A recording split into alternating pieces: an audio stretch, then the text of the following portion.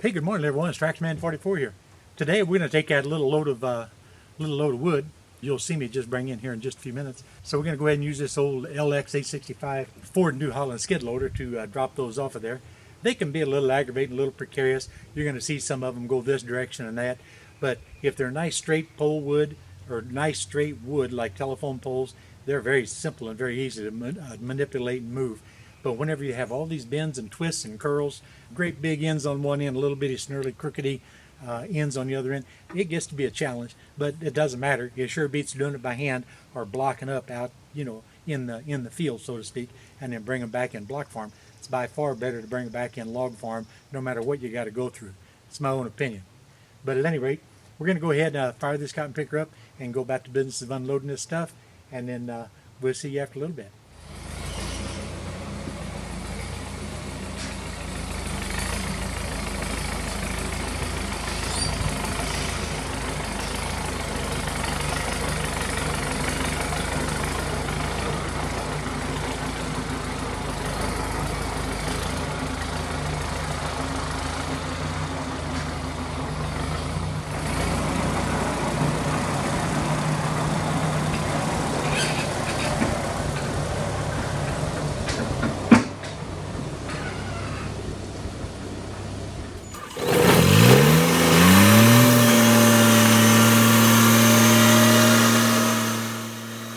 Okay guys, now let me tell you something. We've loaded logs every which way you can imagine.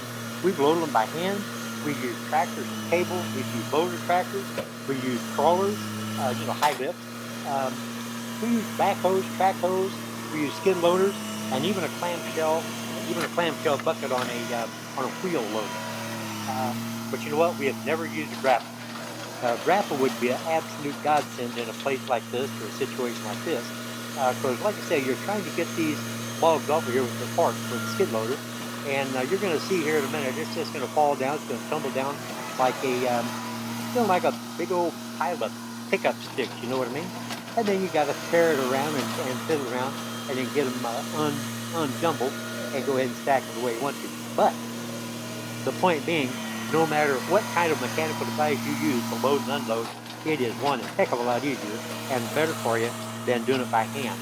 We've done every way I can think of, and by hand is the worst of all.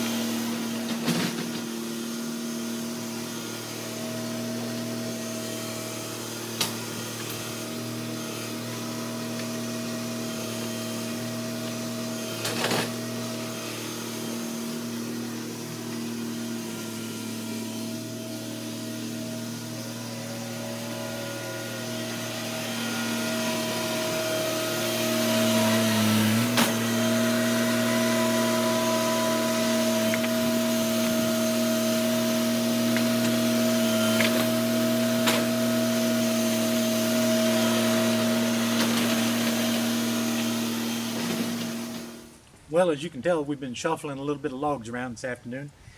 Got just a couple of saw logs. That little pile over there on the far side, those are going to be saw logs. And I've got a few select longer ones back in the back that I've set off to the side. I've got to cut those to length, and I still got cut a couple of those in the little saw log pile to length also. But this is all heating wood here. That's the vast majority of what was on that trailer. There's only 2 real good saw logs or saw logs with any potential on that particular load from the neighbors. That pretty much brings an end to the unloading a little jag of wood, you know, with the skid loader. Had a pretty good little load on that Masseyharris 30 pulling it back. Had to steer a little bit going uphill with my brakes, you know, because the front wheels were just skimming a little bit. So there was quite a bit of tongue weight on it for that little tractor. But no matter, we got back here, didn't have a problem at all. Probably could have put 2 more on top if we had to. But at any rate, you know what? That's the end of this one here, and this Tractor Man 44, and I'm out of here, guys.